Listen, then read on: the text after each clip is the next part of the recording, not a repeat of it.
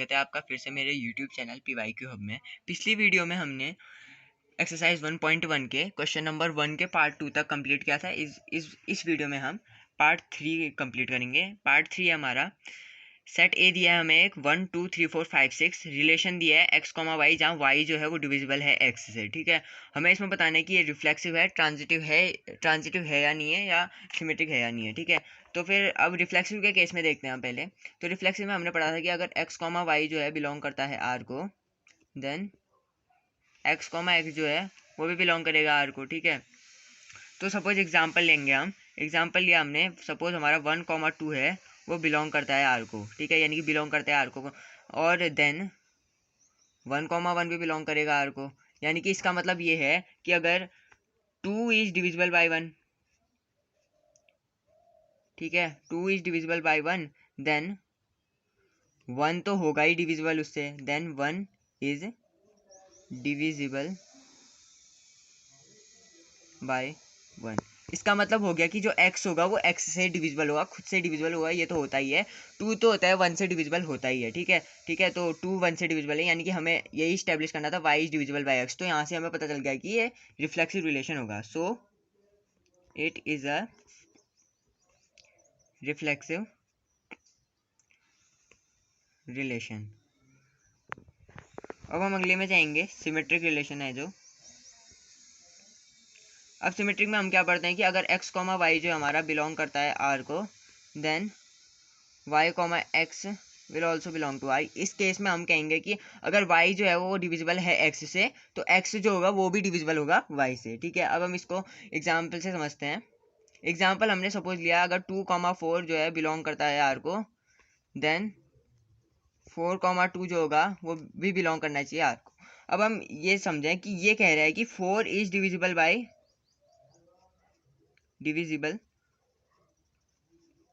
2, यानी कि 4/2 करेंगे तो हमारा 2 आएगा। ठीक है, पर ये तो सिंपली डिविजिबल है।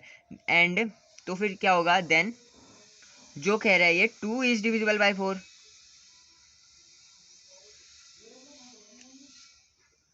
तो ये ऐसा कह रहा है ये 2 इज डिविजिबल बाय। अब इसमें तो हमारा डेसिमल में आंसर आ जाएगा, तो ये यहाँ कहीं आ नहीं रहा है, इस रिलेशन में है भी नहीं, सेट ए में है भी नहीं, तो ये जो होगा ये बिलोंग नहीं करेगा को, यानी कि इज नॉट डिविजिबल बाय। ठीक है, 2 इज नॉट डिविजिबल बाय 4। ठीक है, 2 डिविजिबल नहीं होगा 4 से। ठीक है, तो फिर यहाँ से हमने बोल दिया कि इट इज नॉट अ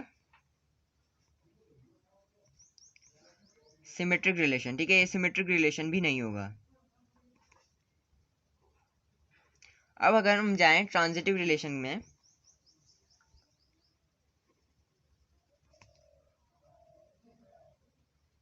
तो हमने पढ़ा था कि अगर x कॉमा वाई जो है हमारा बिलोंग करता है r को, एंड y कॉमा z जो है हमारा वो भी बिलोंग करता है r को, देन x कॉमा z जो होगा वो भी बिलोंग करना चाहिए r को। अब हम यहाँ से ये कह रहे हैं कि जो y है वो x से डिविजिबल है, और z है जो y से डिविजिबल है, तो ये दो x जो z होगा ना वो x से डिविजिबल होगा। ठीक है, z होगा जो x से डिविजिबल होगा। इसको समझते हैं एग्जाम्पल से। ठीक है, एग्जाम्पल से समझते हैं। तो एग्जाम्पल हम सपोज इसका लें, x की जगह हम यहाँ पे 1 डालें और y की जगह 2 डालें। ठीक है, और दूसरे में डालते हैं, अगर हम यहाँ पे डालें 2,4, ठीक है, y की जगह 2 यहीं पर से, और z की जगह 4 जो बिलोंग करता है r को, देन ये होगा हमारा इन दोनों में भी। ठीक है, 1,4 जो होगा वो भी बिलोंग करना चाहिए r को। अब हम यहाँ पर से देखें, ये हम देखें कि 2 जो होगा वो डिविजिबल होगा 1 से। ठीक है, 2 इज डिविजिबल बाई 1। हमने यहाँ पर 2/1 कितना होगा, 2 ही तो होगा, तो ये 2 is divisible by 1। And 4 is divisible by 2, 4 is divisible by 2, ये तो क्लियर है, 4 डिविजिबल होगा ही होगा 2 से, 2 2 4 होता है। देन जो हमारा यहाँ से आएगा ना इन दोनों के बीच में, ये जो 1,4 के बीच में आएगा, ठीक है, अगर ये दोनों हमारे डिविजिबल है तो x जो होगा वो z से डिविजिबल होगा, यानी कि 1,4, यानी कि जो होगा 4 is divisible by 1। 4 is divisible by 1 मतलब 4/1 कितना होगा, 4 ही तो होगा, तो ये परमानेंट सिंपली डिविजिबल है और इस सेट में भी लाई करता है, तो ये ट्रांजिटिव रिलेशन भी होगा। So it is a transitive relation, यानी कि हम यहाँ पर से कहेंगे ट्रांजिटिव रिलेशन के अंदर हम कह रहे हैं कि अगर y जो है y is divisible by x and z is divisible by y, then z is divisible by x, ठीक है। तो हम यहाँ से सिंपली लिख लेते हैं देन z जो होगा इज डिविजिबल बाई x। का फोर्थ पार्ट स्टार्ट करते हैं। फोर्थ पार्ट है रिलेशन हमें बताना है कि सिमेट्रिक है या नहीं है, ऐसे ही रिफ्लेक्सिव और ट्रांजिटिव के बारे में बताएंगे। तो relation R in set Z दिया है हमें, of all integer defined as, एक रिलेशन दिया है एक्स माइनस वाई जो होगा वो इंटीजर होगा, ठीक है। अब हम रिफ्लेक्सिव के केस में देखते हैं, पहले रिफ्लेक्सिव के केस में देखते हैं, ठीक है।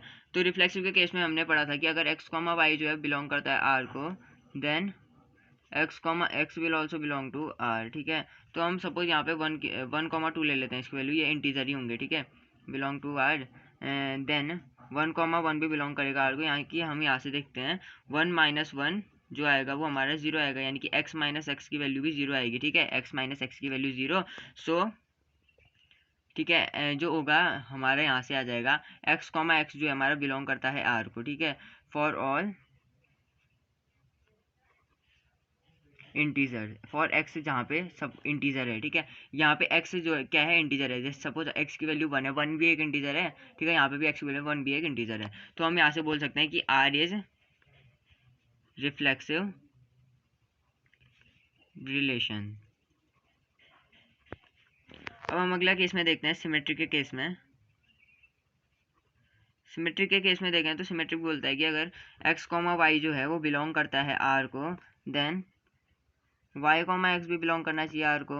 यानी कि ये बोल रहा है कि अगर एक्स माइनस वाई ये आएगा तो वाई माइनस एक्स भी वही आएगा। तो एक्स माइनस वाई भी ये भी इंटीजर आएगा तो ये भी इंटीजर आएगा, यानी कि एक्स माइनस वाई की वैल्यू अगर हम देखें तो सपोज हम एग्जांपल ले लेते हैं यहाँ पर से 4 माइनस 2, ये भी 2 ही आएगा। कह रहा है कि अगर x माइनस वाई की वैल्यू इंटीजर है तो y माइनस एक्स भी इंटीजर होना चाहिए इस हिसाब से। तो हमने एग्जांपल लिया, अगर 4 माइनस 2 2 आता है तो 2 माइनस 4 कितना आएगा, -2। ये भी जो है 2 भी बिलोंग करता है इंटीजर को, और -2 भी जो है वो भी इंटीजर होता है। तो हम यहाँ से देखते हैं 4,2 बिलोंग करता है आर को, ठीक है।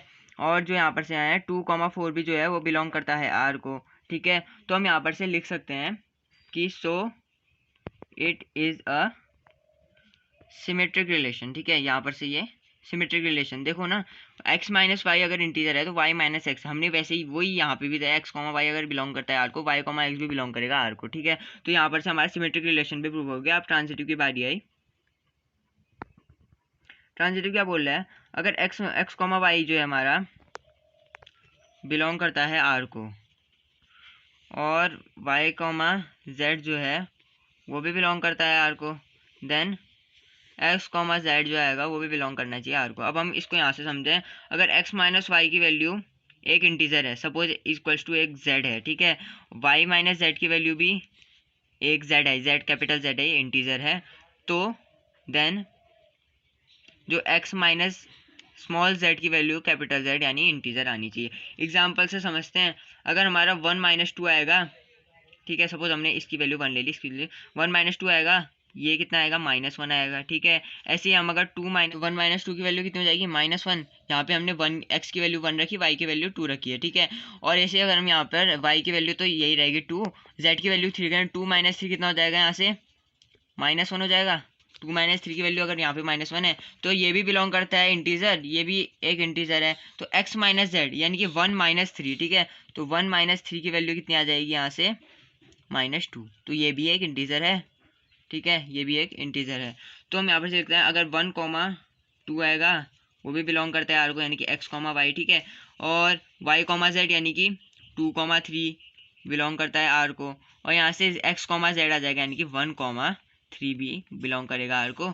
सो हम यहाँ पर से लिख सकते हैं कि अगर हम x माइनस वाई की वैल्यू ये है, y माइनस जेड की वैल्यू भी इंटीजर आएगी, तो x माइनस जेड यानी कि x माइनस जेड की वैल्यू भी एक इंटीजर आएगी, ठीक है। z का मतलब इंटीजर है। So it is a transitive relation.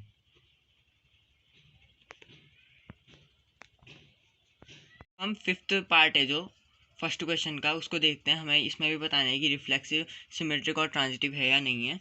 तो फिर अब ये क्या बोलता है, relation R in set A of human beings का एक सेट है इन अ टाउन, एक शहर में, अ पर्टिकुलर टाइम दिया है हमें, ठीक है। तो हमें रिलेशन दिया है x comma y such that x and y जो है वर्क एट सेम प्लेस, ठीक है। इसमें हमें बताना है, अब इसमें रिफ्लेक्सिव देखते हैं, ठीक है। तो अगर हमारा एक्स कॉमा वाई जो है वो बिलोंग करते हैं आर को, then x comma x belong करता है आर को, ये हम रिफ्लेक्सिव में पढ़ते हैं, ठीक है। तो एक्स कॉमा वाई अगर सेम प्लेस में है तो एक्स कॉमा एक्स यानी कि एक्स तो वही इंसान हुआ ना, एक्स और एक्स तो सेम इंसान हुए, सेम ह्यूमन बीइंग हुए दोनों, तो वो तो सेम प्लेस में वर्क करेंगे। तो हम लिख सकते हैं कि एक्स कॉमा एक्स यहाँ से बिलोंग करता है आर को, as x and x work at same place, क्योंकि ये ना एक ही इंसान हुए, ठीक है। ह्यूमन बीइंग वन ही ह्यूमन बीइंग हुए, एक ही पर्सनैलिटी है, ठीक है। तो आर इज, यहाँ से हम बोलते हैं कि R is reflexive relation, R is reflexive relation. अब हम अगले वाले में जाते हैं, सिमेट्रिक में। सिमेट्रिक रिलेशन में जाएं, सिमेट्रिक बोलता है कि अगर एक्स कॉमा वाई जो है वो बिलोंग करता है आर को, देन जो वाई कॉमा एक्स है वो भी बिलोंग करेगा आर को, यानी कि वाई कॉमा एक्स ये बोल रहा है कि अगर एक्स और वाई सेम प्लेस में है, ठीक है, तो वाई और एक्स भी सेम प्लेस में होंगे ही होंगे, ठीक है। तो हम लिखते हैं if x and y work at same place, then y and x will also work at same place.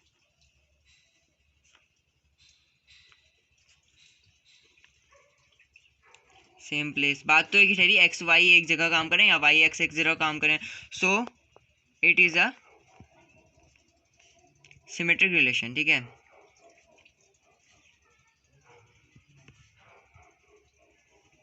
अब अगले वाले में देखते हैं हम, ट्रांजिटिव रिलेशन में देखेंगे ट्रांजिटिव रिलेशन क्या बोल रहा है, ठीक है। ट्रांजिटिव रिलेशन बोलता है हमसे अगर एक्स कॉमा वाई जो है वो बिलोंग करता है आर को, एंड वाई कॉमा जेड जो है वो भी बिलोंग करता है आर को, देन एक्स कॉमा जेड होगा वो भी बिलोंग करना चाहिए आर को, ठीक है। तो हम यहाँ से देखेंगे अगर एक्स कॉमा वाई हमारा सेम प्लेस में काम करते हैं, ठीक है, और वाई कॉमा जेड भी हमारा सेम प्लेस में काम करते हैं, तो एक्स कॉमा जेड तो खुद ही खुद सेम प्लेस में काम करेंगे। तो इसका स्टेटमेंट लिखते हैं, if x and y work at same place and y and z work at same place, ठीक है, दोनों एक जगह ही काम करते हैं। तो एक्स और जेड तो एक ही जगह काम करेंगे, क्योंकि वाई जेड इससे भी लिंक है इससे भी लिंक है, तो वाई तो x and Z will also work at same place, so it is a transitive relation. हम बी पार्ट पढ़ेंगे फिफ्थ क्वेश्चन का, ठीक है, बी पार्ट पढ़ेंगे। तो बी पार्ट क्या बोल रहा है कि हमें ये प्रूव करना है कि ये सिमेट्रिक रिफ्लेक्सिव या ट्रांजिटिव है या नहीं है। तो फिर अब हम देखते हैं इसमें R is equals to x comma y such that x comma y जो है वो सेम लोकेलिटी में रहते हैं, यानी कि सेम जगह रहते हैं, ठीक है। तो हम यहाँ से लिखते हैं कि हमें पता है कि क्लियरली हमें रिफ्लेक्सिव के केस में देखते हैं, ठीक है। रिफ्लेक्सिव के केस में देखें तो हमें पता है कि अगर x comma y belongs to R, then x comma x will also belongs to R, यानी कि हम यहाँ से कह सकते हैं कि हमें तो पता ही होगा कि अगर एक्स कॉमा एक्स जो होंगे वो सेम ह्यूमन बीइंग है, तो सेम लोकेलिटी में ही रहेंगे, यानी कि एक ही घर के अंदर रहेंगे। तो फिर हम यहाँ पर से लिख सकते हैं कि क्लियरली एक्स कॉमा एक्स जो है वो बिलोंग टू आर, ठीक है, ये तो समझ लिया हमने, as x and x are same human being, ठीक है, सेम ह्यूमन बीइंग है तो सेम ही लोकेलिटी में रहेंगे, ठीक है, यानी कि एक ही इंसान है वो, ठीक है, same human being. So R is reflexive, ये जो रिलेशन है ये रिफ्लेक्सिव प्रूफ हो गया यहाँ से, ठीक है, आर इज रिफ्लेक्सिव। अब अगर हम दूसरे केस में देखें, सिमेट्रिक के केस में, सिमेट्रिक क्या बोलता है, सिमेट्रिक बोलता है कि अगर एक्स कॉमा वाई जो हमारा बिलोंग करता है आर को, देन वाई कॉमा एक्स भी बिलोंग करेगा आर को। तो अब अगर हम यहाँ से देखें, ये कहेंगे कि अगर इफ़ एक्स कॉमा वाई जो है लिव